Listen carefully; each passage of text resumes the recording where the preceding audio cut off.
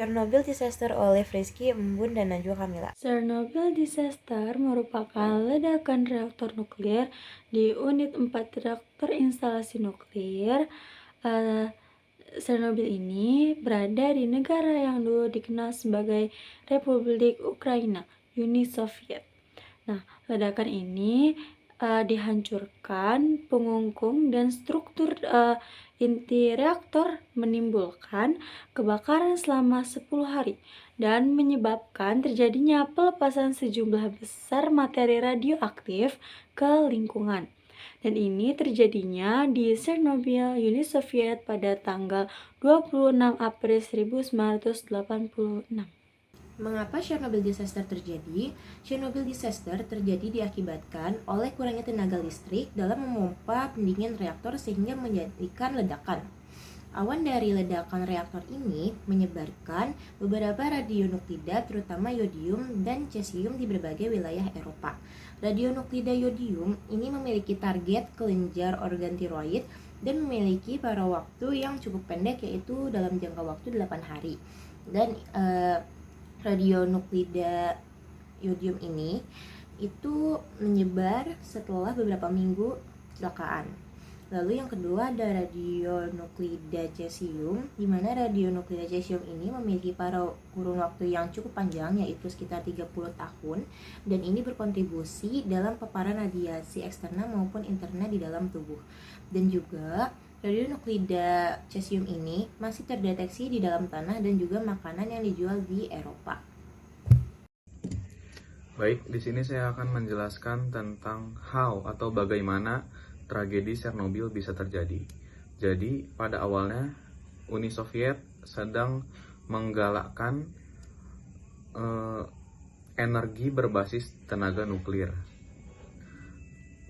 Energi berbasis tenaga nuklir pun gencar dilakukan Uni Soviet dengan membangun reaktor-reaktor di negara tersebut.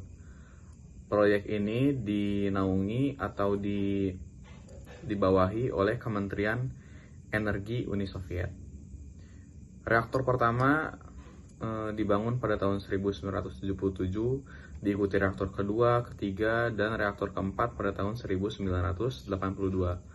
Dari reaktor 1 sampai 3 mengalami keberhasilan uji coba, namun pada reaktor yang keempat, uji coba tidak kunjung berhasil selama kurang lebih 4 tahun hingga tahun 1986. Namun pada suatu hari di bulan April, kepala direktur kalau sekarang gitu, kepala direktur dari si reaktor 4-nya ini tetap ingin mencoba melakukan atau memaksa melakukan uji coba di reaktor keempat. Pada pembangunan reaktor keempat juga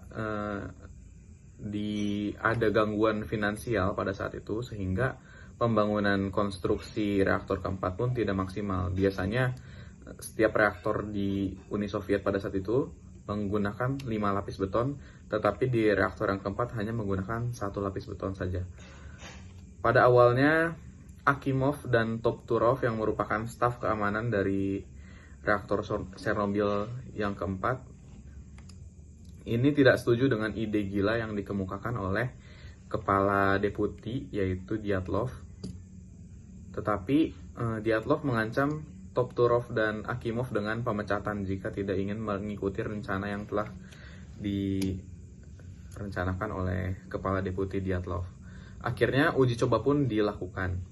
Nah, ketika uji coba dilakukan, reaktor hanya mengeluarkan tenaga itu sebanyak 2000 watt. Sementara untuk standar uji coba reaktor nuklir itu minimalnya atau normalnya tenaga harus berkisar hingga 7000 watt. Dan aliran pendingin pun tidak ngalir gitu. Jadi kalau misalnya reaktor nuklir itu berfungsi dengan normal, tentunya harus ada aliran air pendingin agar bisa menstabilkan suhu dari reaktor tersebut. Akan tetapi aliran listrik yang ini diakibatkan oleh aliran listrik yang tidak maksimal, sehingga aliran air tidak dapat stabil seperti itu. Namun tenaga dari reaktor nuklir yang keempat ini terus naik hingga 33.000 watt, hingga tenaga mengeluarkan tenaga sebanyak 33.000 watt. Tentunya hal ini di luar batas normal karena 33.000 watt tanpa aliran pendingin seperti itu. Jadi bisa dibayangkan betapa panasnya gitu kan.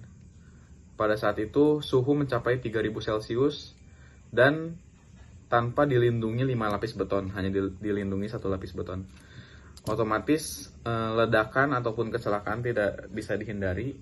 Pada saat itu reaktor nuklir Chernobyl yang terletak di Pripyat, Ukraina meledak dan menghamburkan radiasi ke wilayah sekitar Chernobyl. Seperti itu. Hingga saat ini wilayah Chernobyl masih diberlakukan pelarangan untuk masuk ke wilayah Chernobyl gitu. Jadi nggak bisa sembarangan masuk ke wilayah Chernobyl, harus ada protokol yang dipatuhi seperti masker. Diberlakukan pelarangan untuk masuk ke wilayah Chernobyl gitu. Jadi nggak bisa sembarangan masuk ke wilayah Chernobyl, harus ada protokol yang dipatuhi seperti masker atau baju khusus, atau ya seperti ada protokolnya seperti itu. Oke, sekian yang bisa saya sampaikan. Terima kasih. Wassalamualaikum warahmatullahi wabarakatuh.